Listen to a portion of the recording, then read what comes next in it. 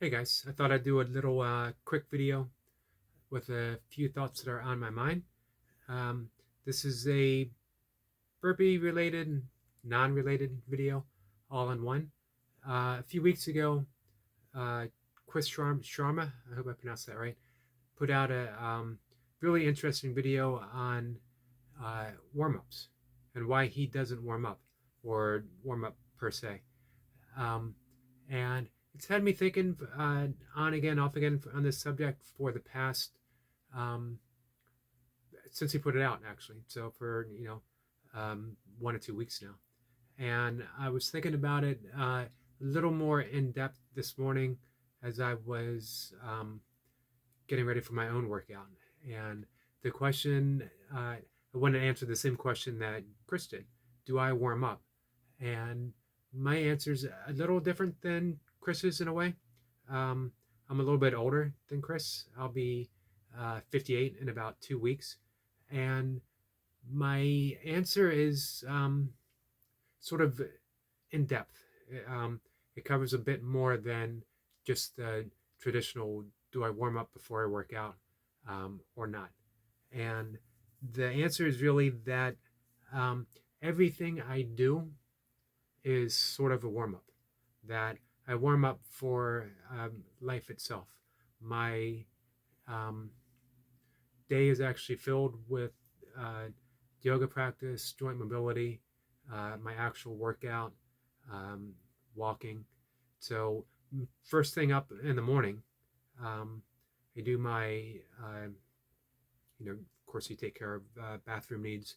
I do oil pulling for the teeth and for the gums, general health as well, as it actually is supposed to pull toxins from the body. I do tongue scraping to remove the bad bacteria that's found in the mouth, uh, brush my teeth. Um, I do my breath of fire, which warms up the entire body. We can think of breath work as a warm up for the cardiovascular system, for the nasal passage, for our minds, for our brain. Um, just especially the more vigorous coffee practices, such as the breath of fire or bellows breathing. All of that really warms up the body and gets me prepped for some type of action, mental, physical, or otherwise, um, which leads me right into meditation. We think of meditation as passive, um, but really we're fully engaged. We're not letting the mind wander. Of course, in mantra meditation, I'm also not overly concentrating. I'm not giving any effort to um, chanting the mantra. What it is a soft repetition. I'm remembering, I'm thinking the mantra. I'm coming back to it as often as I'm able, as often as I'm comfortably able. And that really warms up the mind for mental activity for the day. It warms up my spirit to be more spontaneous, to be kind, to be compassionate. Um, it warms me up for what comes next, which is writing. It actually prompts me to be creative. So they said what comes next, but actually, what comes next is my first yoga routine for the day. It's a sun salutation based practice. I work moves around my sun salutation. I begin with that. Um, it's about 15 to 20 minutes, and I do that while my one and only cup of coffee is the water's boiling, and I prepare my coffee, and then I sit and write. So all of that you can think of as a precursor to my writing, which is really for me the central focus, that meditation, the central focus of what I do. Um, I write. I've been writing my blog for 20 years. Um, I've written every single day for well over 20 years. I can't claim that everything that I write is good, but I'm pleased with everything that I write about. I've put my thoughts on um, a screen on the blog. It used to be a page, and I share it. I have readers, um, make a little bit of money when people click on the ads. So I'm happy with that. It's not my main far from being my main source of income, but it's nice to get paid to earn something from your creative endeavor. So everything that I've done has warmed me up physically, mentally, spiritually, creatively. Um, After my writing and after I finish that cup of coffee, I go outside for at least a 20-minute walk. My goal is to get first light, meaning that as the sun's coming up, I'm up every morning at about 4 o'clock. Um, I want to get that first light because of what it does to the body, what it triggers, the hormonal response that we get. Um, that when the body receives that first light, when it hits the retina, and it's imperative that it's morning light, that it's that soft light of the first day, beginning of the day. It actually triggers the production of cortisol and serotonin. Sometimes we view cortisol as a destructive hormone. It's actually needed for us to carry out what we do during the course of the day. And so we want the proper amount of cortisol, and we want the serotonin, that feel-good hormone that really comes from seeing that sun first thing in the morning.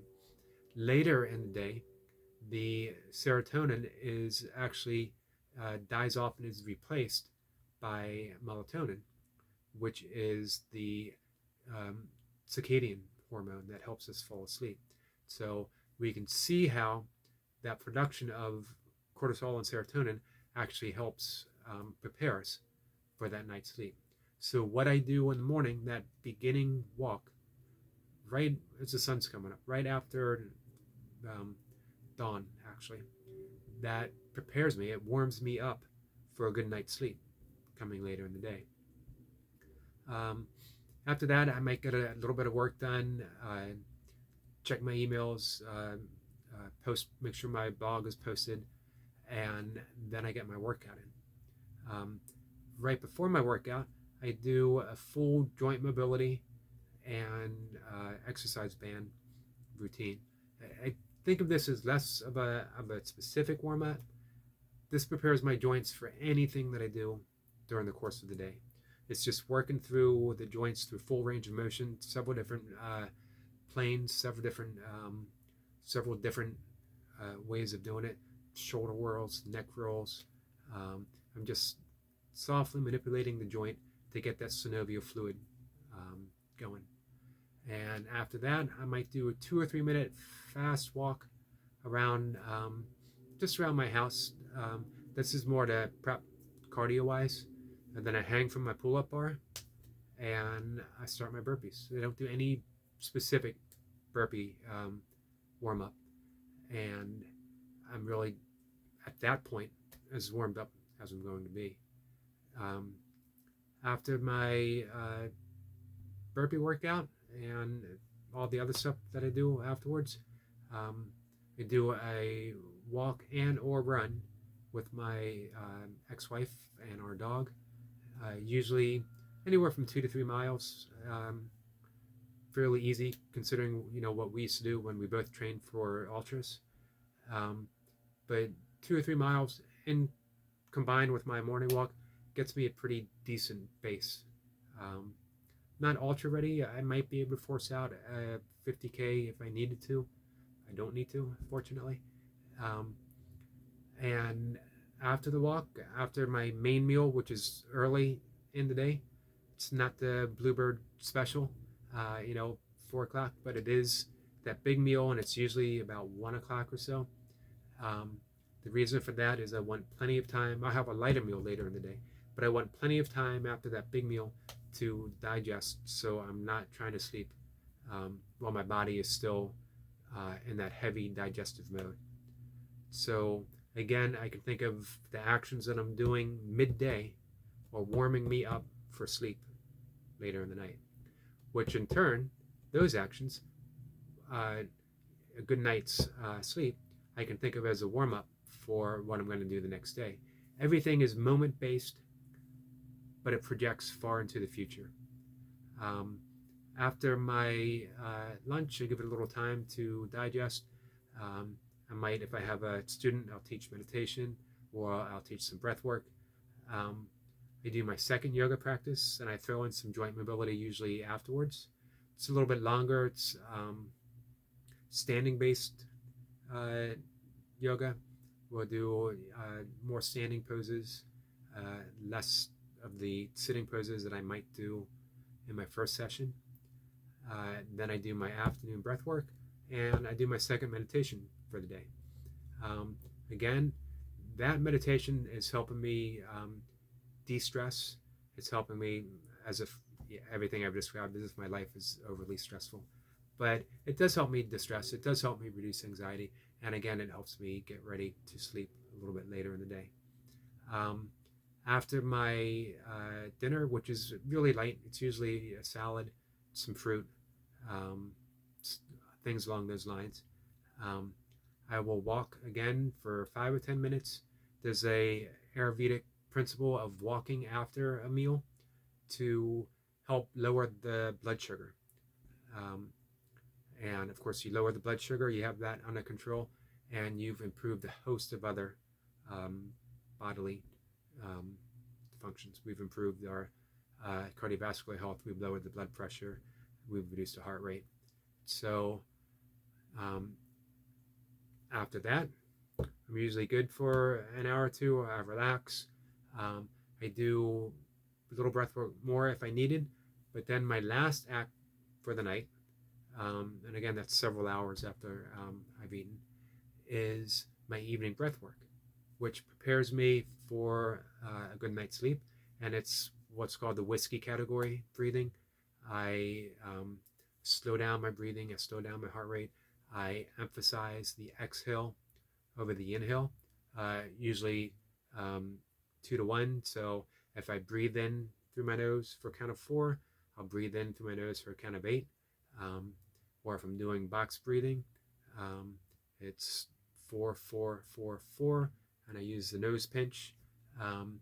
Pinching the nose activates the mammalian dive principle, which divers use it to actually help slow their heart rate and increase their lung capacity.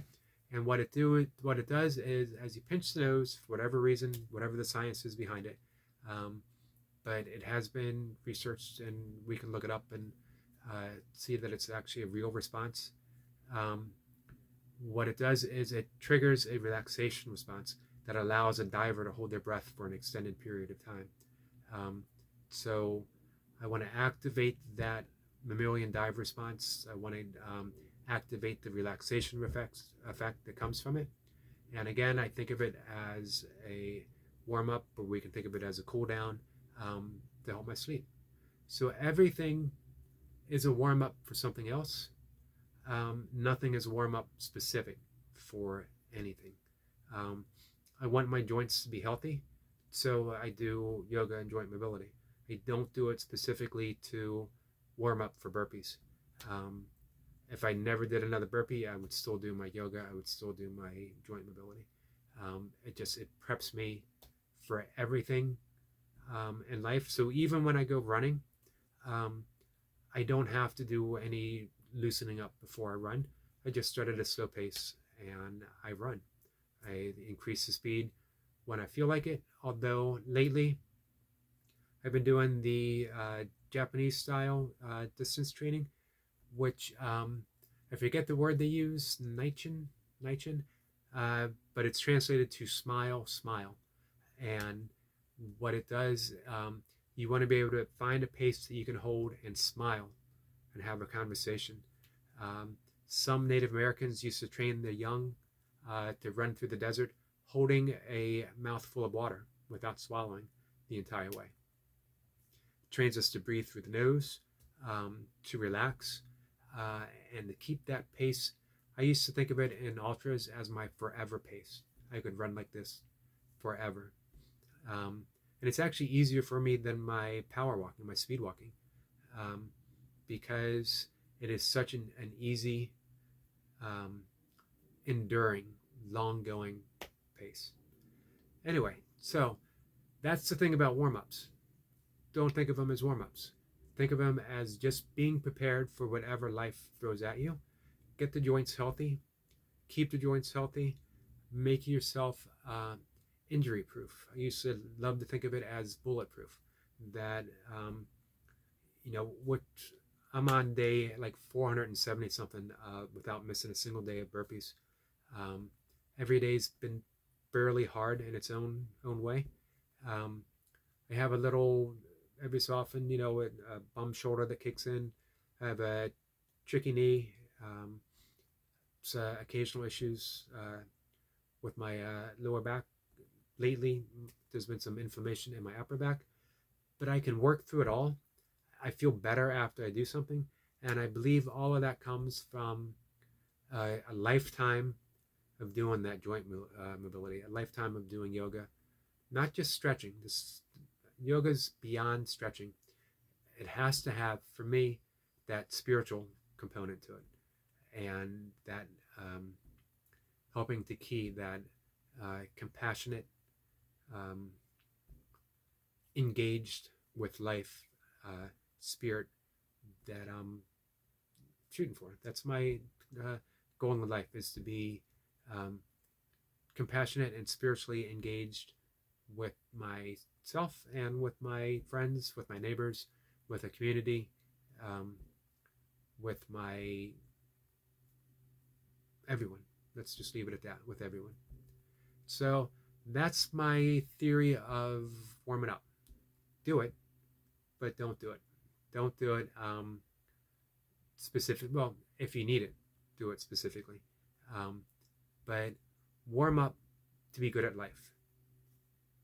So I'll leave it at that. Thanks for watching, guys, and I'll see you all later. I'll see you tomorrow for burpees.